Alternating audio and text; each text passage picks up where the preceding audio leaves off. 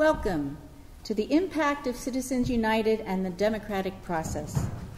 This program is being brought to you by the Unitarian Universalist Legislative Ministry, a nonprofit and nonpartisan organization representing Unitarian Universalist congregations throughout the state.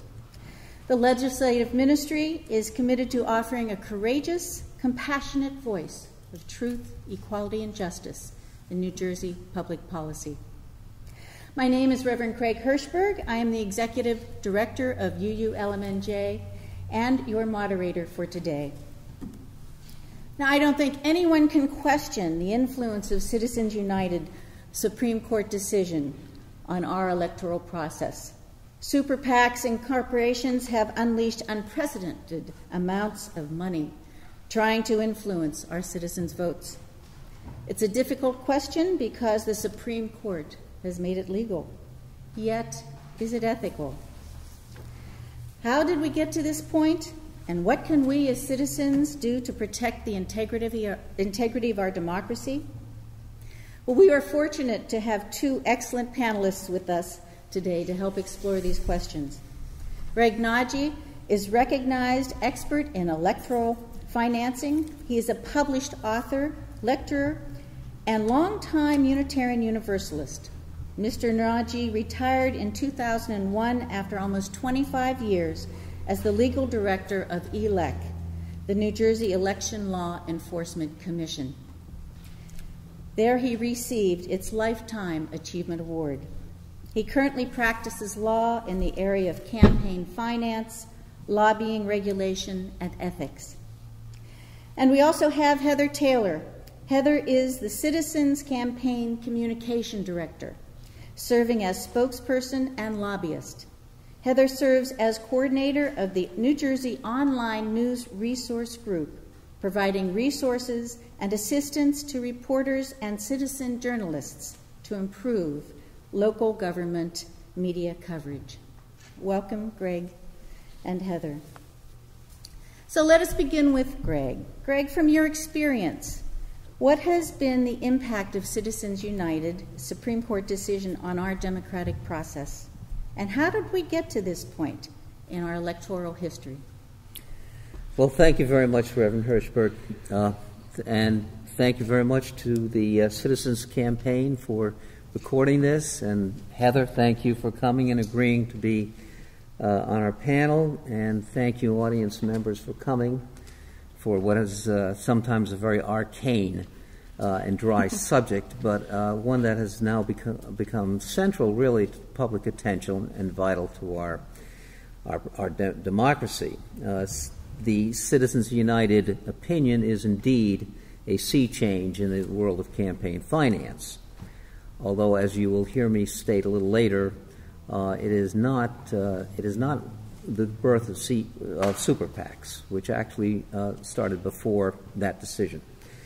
In any case, let me start with my disclaimer, which is simply that my views here today are mine only. Please don't attribute them to any law firm that I'm associated with or any clients or to Citizens Campaign.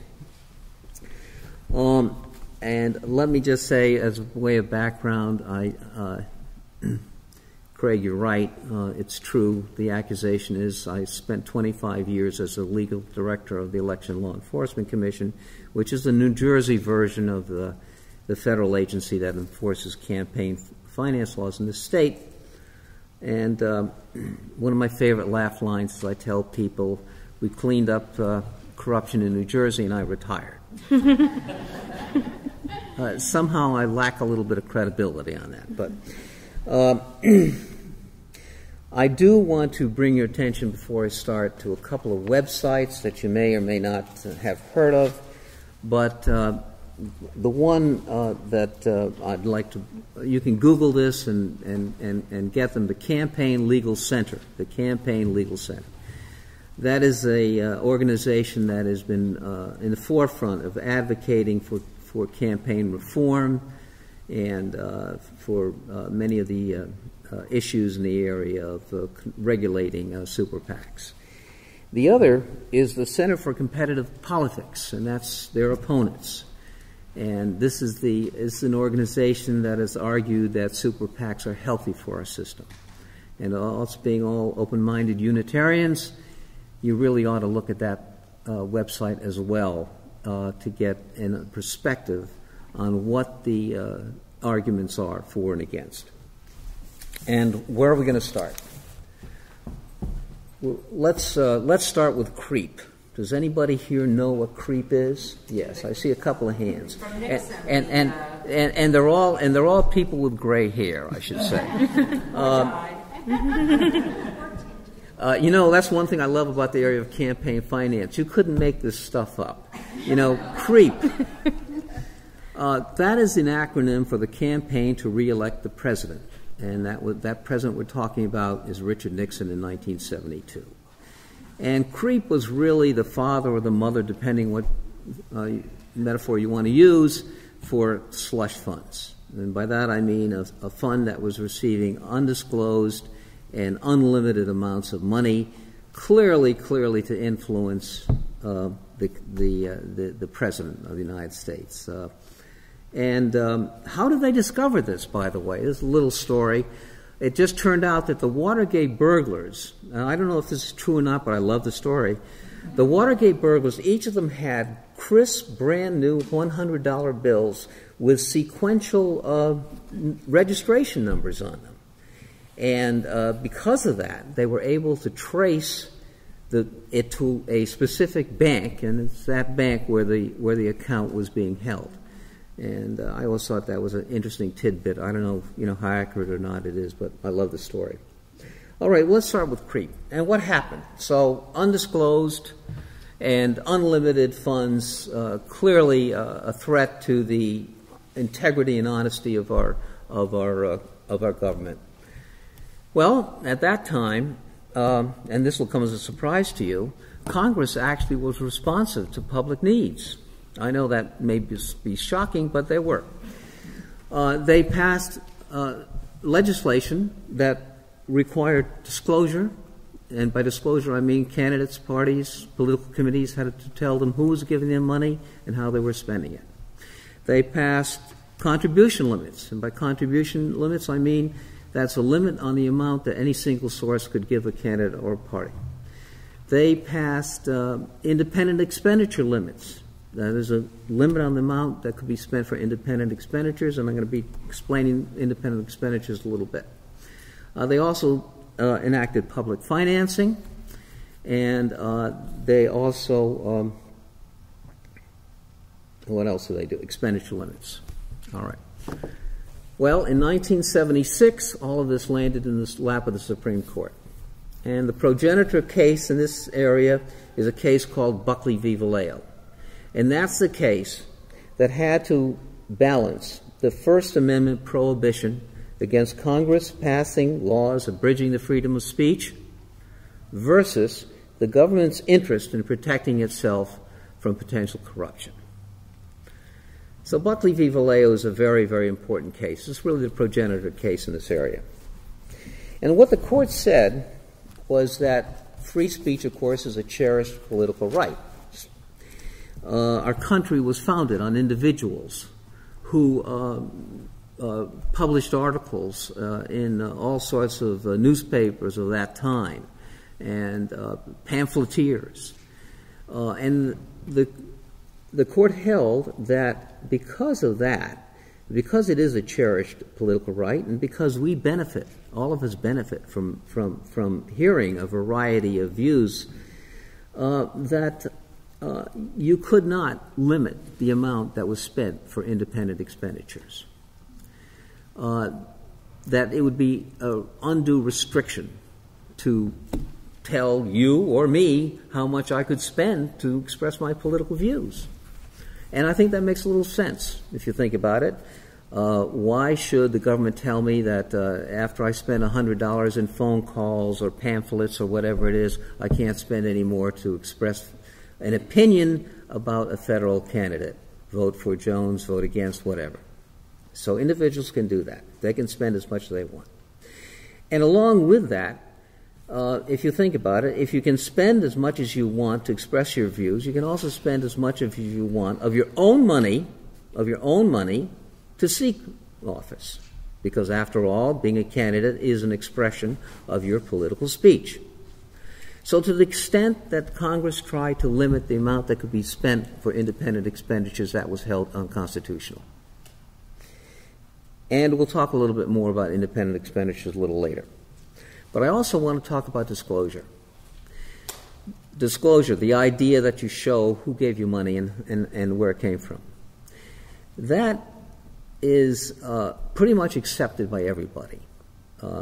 It seems that, of course, if you want to know who is expressing views, what the source of that is.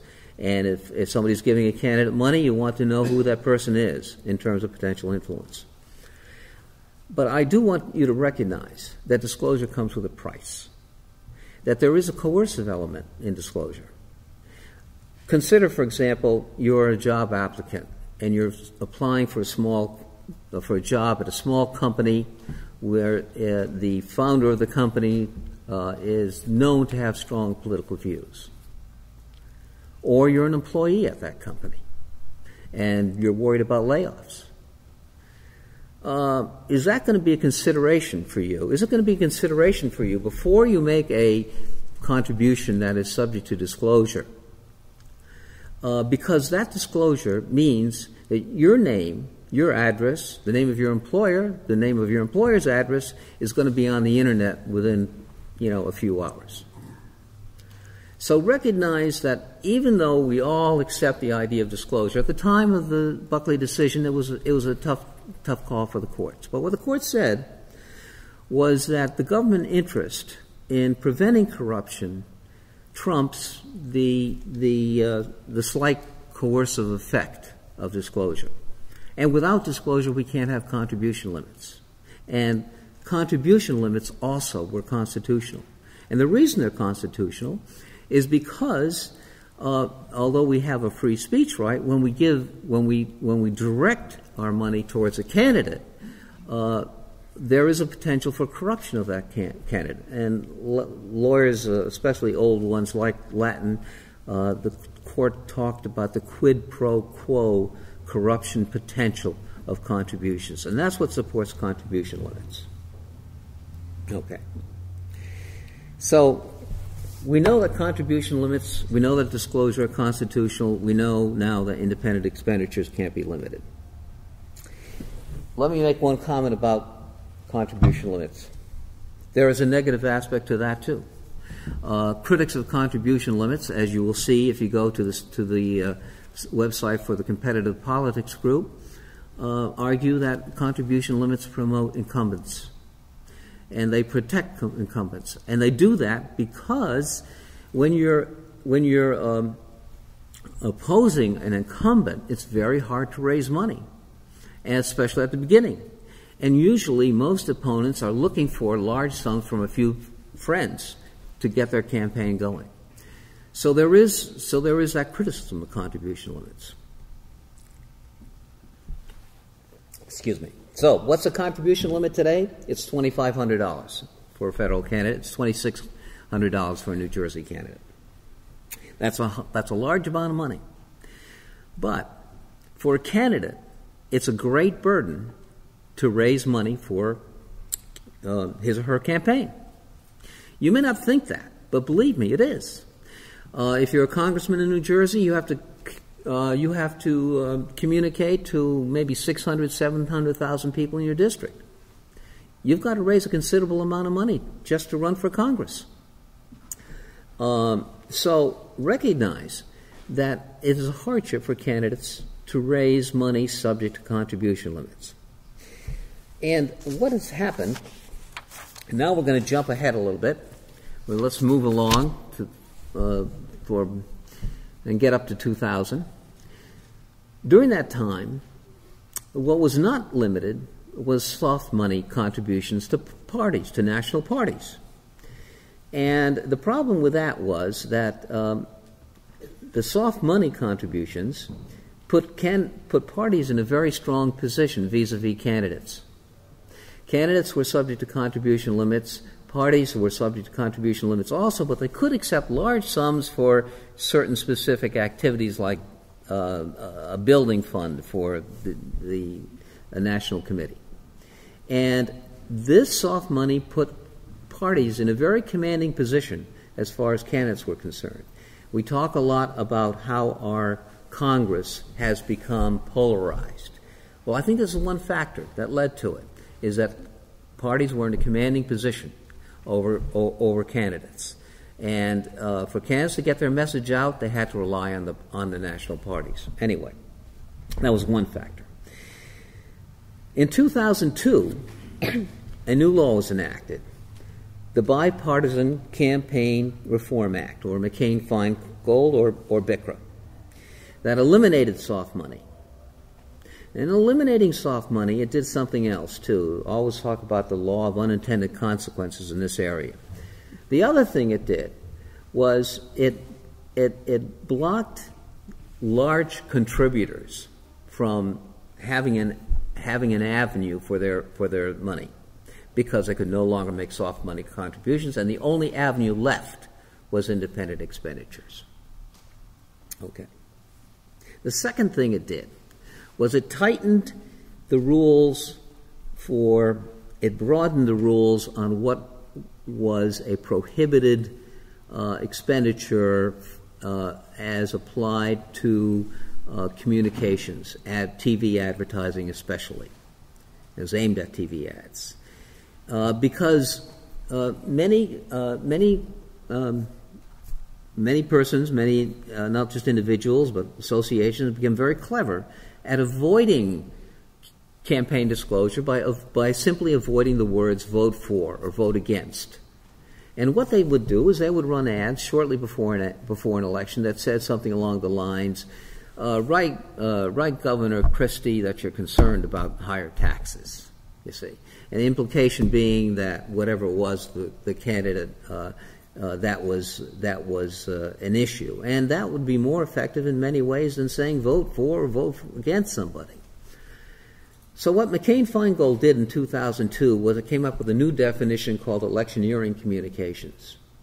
And this electioneering communications covered anything that had the effect of an express advocacy communication. So again, it cut off another avenue, if you will, for large contributors making certain types of independent expenditures. Okay, great. Now, let's get up to 2004, election of the Kerry versus Bush election campaign. Now, you may remember in 2004, shortly before that election, there was an advertisement, and I mean very shortly before that election, there was a communication, as I recall, by the Swift Boat veterans. And what they said was very powerful. They said basically John Kerry didn't deserve credit or medals he got for his service in Vietnam.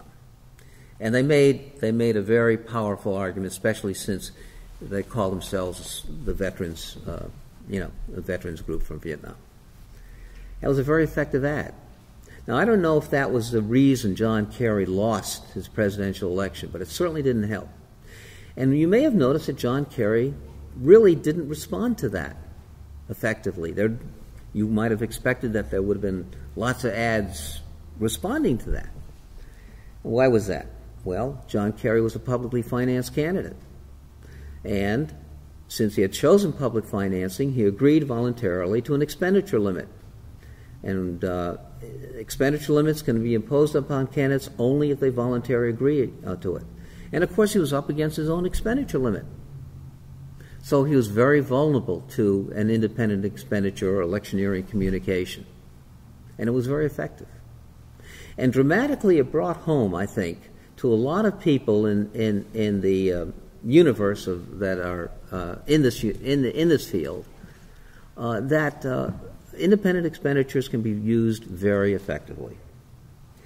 It was, in effect, the prototype of the super PAC.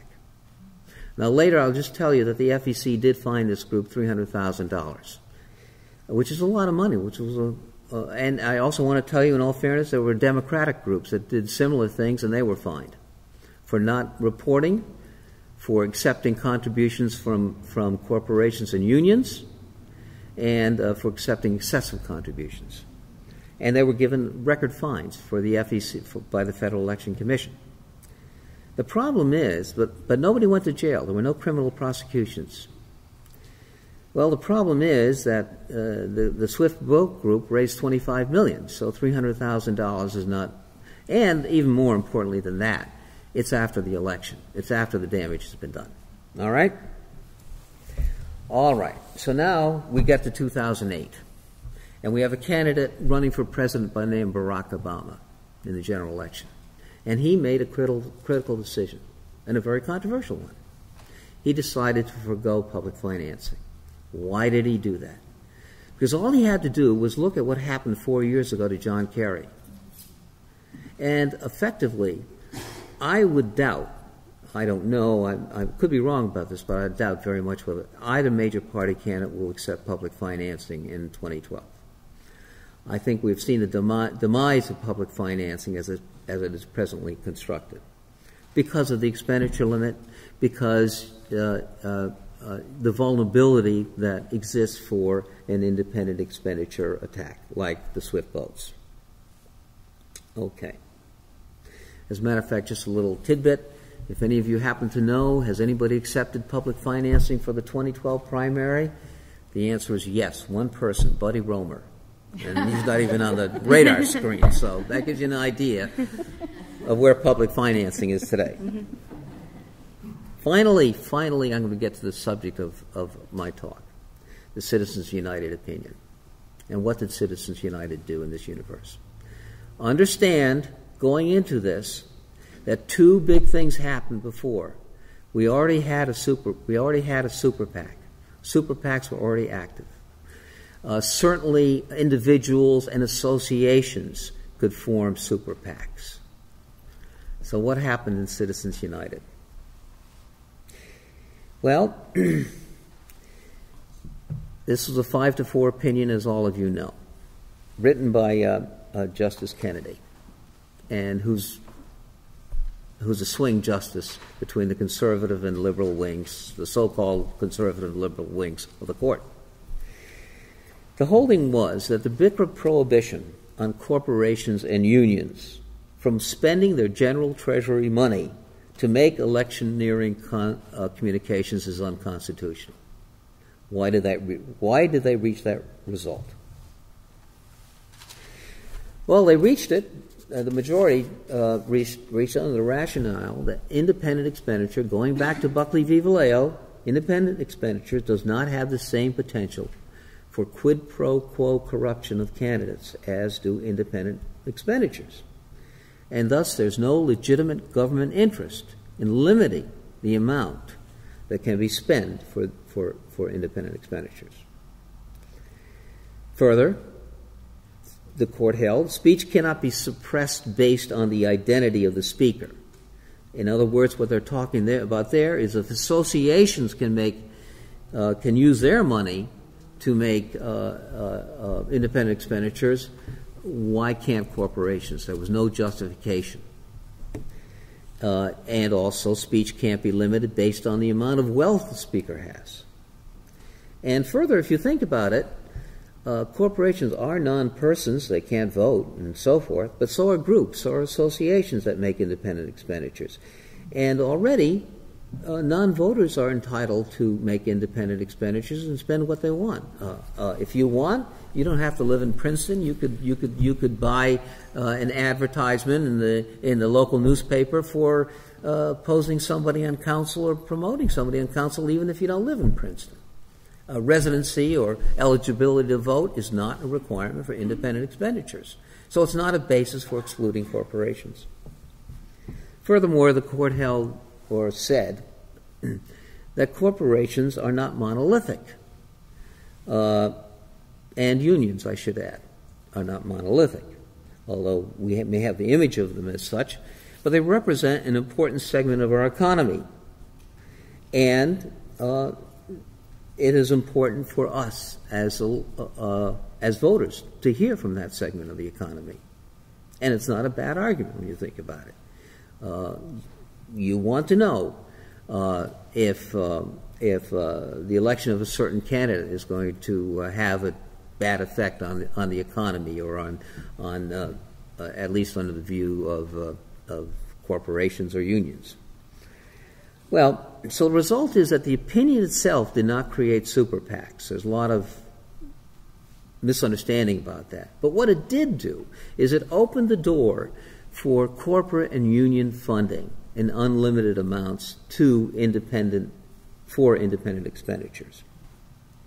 I'm going to briefly tell you about the dissent. By the way, I love to show this to people. This is actually the Citizens United opinion. It's on one side, but you can see, and I also can represent I've actually read this. You know. I don't have much better to do with my time. And the dissent is really an impassioned dissent written by Justice Stevens. And the dissent said the corporations are creatures of law, and they get special privileges under the law, including an eternal life. They never die. And they have an ability to amass great wealth.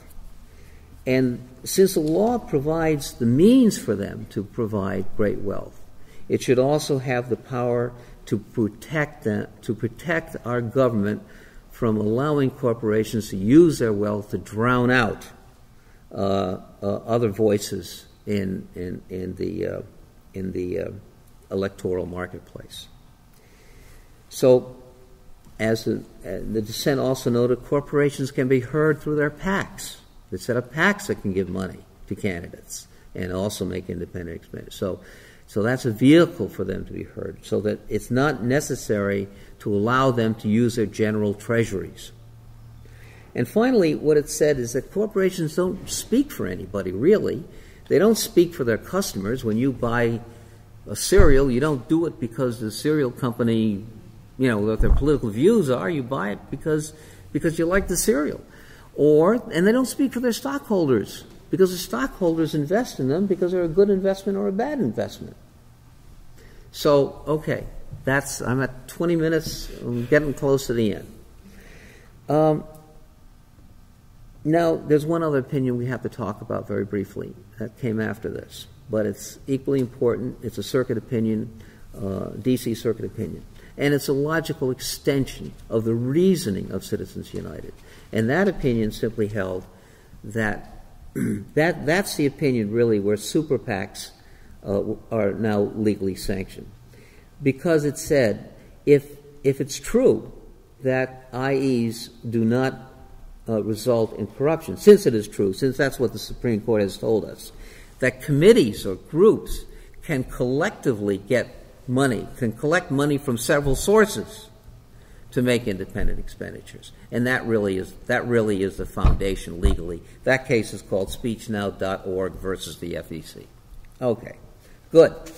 All right, super PACs. What kind of super PACs do we have? What we mean by super PACs are tax sheltered. What we mean by tax sheltered is contributions to them are not taxable. Like, I think the ministry itself is a C4. Is that correct? Yeah. So it doesn't. So the entity doesn't have to pay taxes on the money that it receives, just like just like other C4s or other 527s. Those are the two sections under which super PACs are organized under our IRS tax code. Okay. Now, 527s are political organizations, and basically they must report their donors to the IRS, and they do. And they can spend all of their money making political contributions or running IEs. C4s are social welfare entities like the legislative ministry. And because they have a social welfare purpose, IRS insists that they can't spend most of their money for political communications or contributions, but they can spend some of it. Now, where IRS draws the line exactly, I don't know. But generally, super PACs that are organized as C4s are told don't spend more than 49% of your money for direct ads that say vote for, vote against, or electioneering communications. But you can spend the other 49 cents for issue ads, so-called issue, as I described, that don't say vote for, vote against, and don't mention even that they can't refer to a federal candidate, but they can refer to some big issue that can be very effective sometimes. And you don't have to identify the candidate. You just know who it is based on what the issue is. All right. So big contributors today have a choice. They can give to a 527, but they won't be anonymous. And all of their money will go for independent expenditures, or they can give to a C4. And if they give to a C4, they'll be anonymous. And only part of their money can be spent for these independent expenditures. Guess what? Guess what the preference is? You're right. C4s have been raising, the C4 PACs, super PACs have been raising more than the 527s. As a matter of fact, there are two, the GOP has two, Karl Rove set them up as of January 31, American Crossroads, which is the 527, and the C4, together they've raised something like $51 million. And they've raised more than that since. That was only as of January 31st. They expect to get something like $240 million for spending. As you know, President Obama has given his blessing to a Democratic one, Democratic Priorities USA, 6.1, it was raised 6.1 million.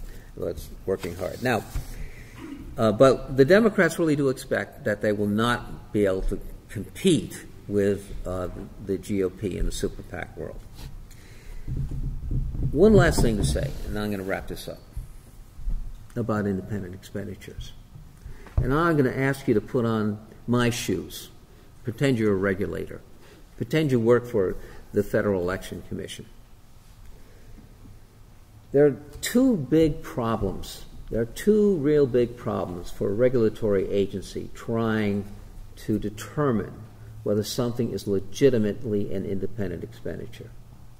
First, the proof is incredibly difficult. In the absence of somebody, some inside person, telling you that the candidate or the candidate's campaign had some involvement with it, or in the absence of some sort of smoking gun evidence, it's very, very difficult. Because communication between a super PAC and a candidate can be extremely subtle and inferential. And what is more, it's not even necessary. Super PAC can just go to the website of the candidate and see what issues he's concerned or she's concerned about, go to an opponent, and so forth. So from a regulatory point of view, it's very, very difficult to get the evidence. But secondly, even if you had the evidence,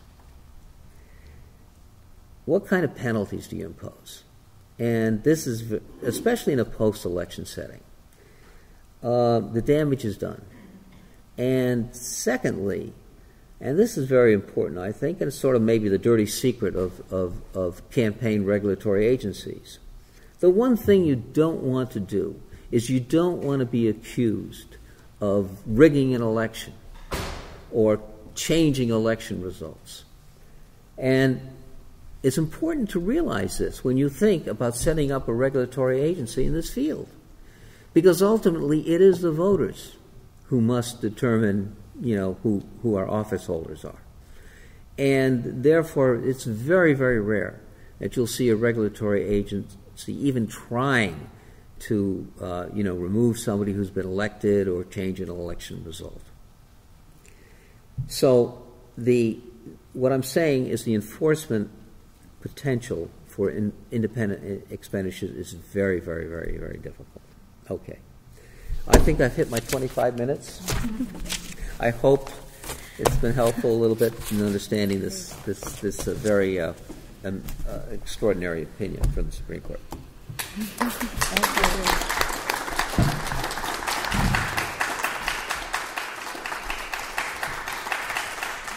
Thank you, Greg. It's really wonderful for us to have somebody so knowledgeable and so steeped in the complexities of this issue. And I want to thank you for being here and helping us understand it. Now the question is, what can we do about it? And to that, we're going to turn to Heather.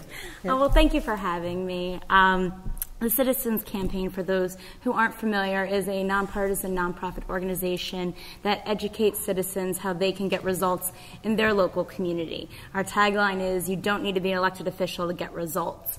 We do this by teaching citizens how to devise constructive solutions and then bring them to the appropriate government agency. And when we're talking today about money and politics, the real question and the real issue is integrity of government. How are these decisions getting made? How can we stop the influence of money on government decision making? And in New Jersey, the real case that really put this into the framework of New Jersey that we need to solve it was a scandal with the auto emissions testing system in 2000. There we saw a firm get a state contract with no prior experience. They're from California, but they got it because they made timely political contributions to the right people. And it was a bidded contract. And so you would think the bidding process would erode corruption in the government contracting system. But they made timely contributions, and slowly over the bidding process, the penalties got amended, the time frame. So, it was eventually like, well, we're going to give this contract to whoever can do it in 6 months, for example. I don't know the exact time period. So all the other competitors were like, well, there's no way we can do that. And here you had one last firm standing and made all these contributions saying, oh, yes, we can do it. We can definitely do it. So they got the contract. And once they got the contract, they kept making contributions. So then all those time periods got pushed back again. All the penalties got eroded again. At the end of the day, it was a $400 million contract. They ended up doing a bad job. People were waiting 2 hours in line to get their car inspected. It ended up costing the taxpayers $100 million in cost overruns. And that's pay to play. Pay to play is when professionals or government contractors or vendors make large campaign contributions expecting to get contracts back. The quid pro quo, as Greg said. Well, with pay to play, it's completely legal because it's a campaign contribution. It's not a direct bribe. And it's hard to know, are you giving this money because you support the candidate, or are you giving this money because you want to get a government contract? So, and when we started doing studies at every level of government, municipal, county, and the state, if you went to ELEC and printed out a report of the top 10 contributors to any local or county race, they probably correlated directly with the top professionals in any given local or county government. The engineers, the auditors, the attorneys. And it made you think, are these people the most qualified? Because really what pay to play does is it eliminates any competition. When you get elected, you're going to look to who helped me get there, who helped me get elected. Well, it was this attorney. And that attorney is going to want their money back. It wasn't just because they support you on principles, but it was as an investment on hopefully a future return in business with that community. So we were trying to think, what would be a constructive solution? We can't just say we're going to ban attorneys from making political contributions. We're not going to ban other types of companies just across the board. That wouldn't pass a constitutional test. But what we saw was another rule that was passed in 1995 in the Securities Exchange Commission that banned municipal bond brokers and dealers from making political contributions to the municipalities where they were seeking business. Basically, if you gave more than $250 locally, you were not eligible to get a contract for 2 years. And that was sort of an, wait. So if you're regulating the government function and what the government can do, that's the way to stem the influence of money. Because you're not regulating contributors, you're regulating the actual elected officials and the government entities making the decision. You're severing the link so that you have to make your decisions without any bias towards who gave you more money. So this was called Rule G37, and we use this as the template to develop a law in New Jersey. With it was also a breach of contract if you violated it, which is much more effective. Greg referenced a $300,000 fine if you violated the campaign finance rule. With a breach of contract, that's your livelihood for your business. That could be millions of dollars that at loss. You know, some of these companies will get a $6 million contract, Parsons with $400 million contract. Can you imagine losing $400 million to your business? So it's much more than a slap on the wrist. The other thing is it's regulated by the actual government entity. I think ELEC appreciated that it wasn't putting all these violations on the hands of their agency. Instead, it was the actual government entity that had to enforce it. So as if you made a contribution, that disqualified you from getting business. There was no need for a hearing, no need for penalties or fines. You're just not getting the work if you make a campaign contribution. So we saw this as something that could really work. And I should point out it was also challenged and upheld in the courts. It was a case called Blount versus SEC. And the court found that the government had a compelling interest in addressing the actual or appearance of corruption, and that the government can regulate that field. And that's what has allowed us to continue on pay-to-play.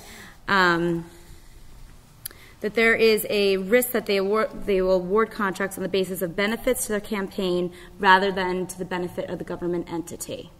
And it's a real concern, and that's at the heart of what we're trying to do here in New Jersey, is make sure that we protect the integrity of government. So here we crafted a bill in 2002. We launched it with both Democratic and Republican support. We think it's very important to always have bipartisan support on legislation. And I'll skip through all the back and forths, but eventually in 2005, we had the strongest state-level pay-to-play law in the nation. I mean, national experts from D.C. and across the board look to New Jersey as setting the example for a strong pay-to-play law. In it, anyone who wants a state contract can't make a political contribution to any of the political parties, the gubernatorial candidates, or the legislative leadership PACs. If they do, then they are prohibited from getting business, possibly for 4 years, because then they're prohibited from getting contracts for the whole term of the governor if he's elected, if they are elected. We've also then been trying to work at the local level. When we first launched the state bill, we did a companion local law. And this is sort of how we do this is our lobbying technique, so to speak, is that we try to have parallel bills at both local, county, and state. Because one, you're building support and educating the public at the grassroots level when you bring reforms down to your local town. And it helps create the momentum to drive the state reform. And that's really what the local pay-to-play ordinances have been helping doing. And we have a lot more to go because the state law only regulates state contracts. County governments and municipal governments, which is probably where 75% of our property taxes are being spent, are still for the taking for those who want to use campaign contributions to get contracts. We have made progress. We've adopted about 100 ordinances throughout the state. The Department of Education requires that every school board in the state has to adopt a pay-to-play resolution to be eligible for state funding. Department of Community Affairs is requiring that any city receiving transitional aid, which is for extraordinary circumstances when they're facing bankruptcy, they mandate that you have to adopt a pay-to-play law. Why? Because it's been proven to be cost-effective. When you're paying extra for these campaign contributions ultimately in the final price of the contract. So we still have to do more, and citizens have that right. They can go to their town council or their county and ask them to present a pay-to-play law and adopt it. And that's sort of where we are now as we try to leverage more reform at the state level. I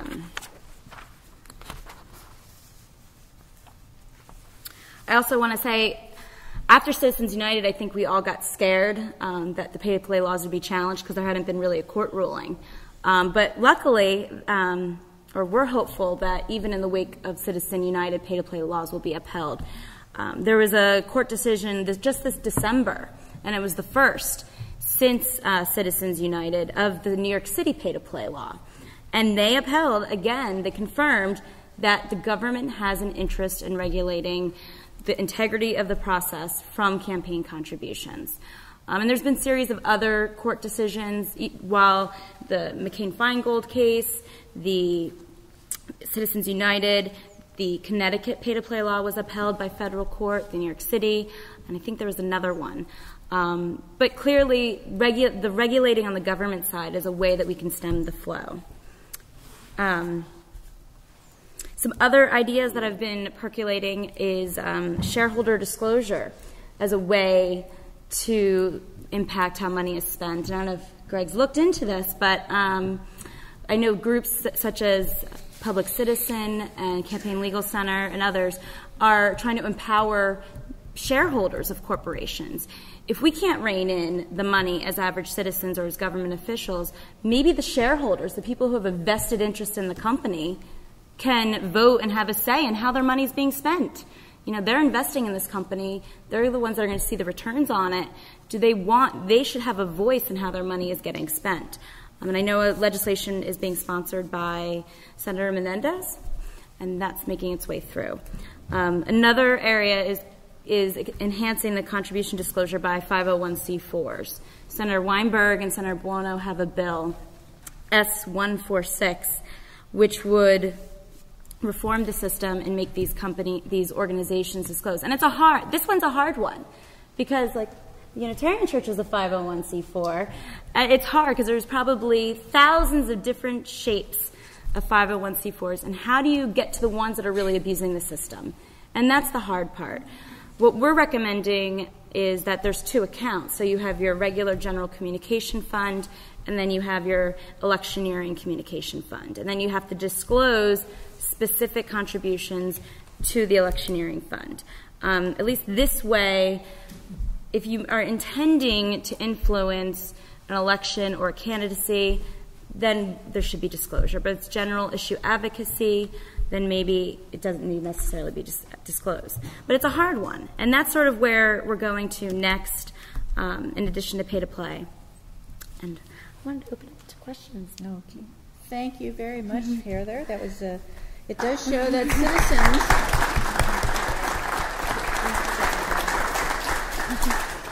having people like Heather at the helm to lead us is very helpful in showing us where we can actually have some impact. I do want to clarify one point.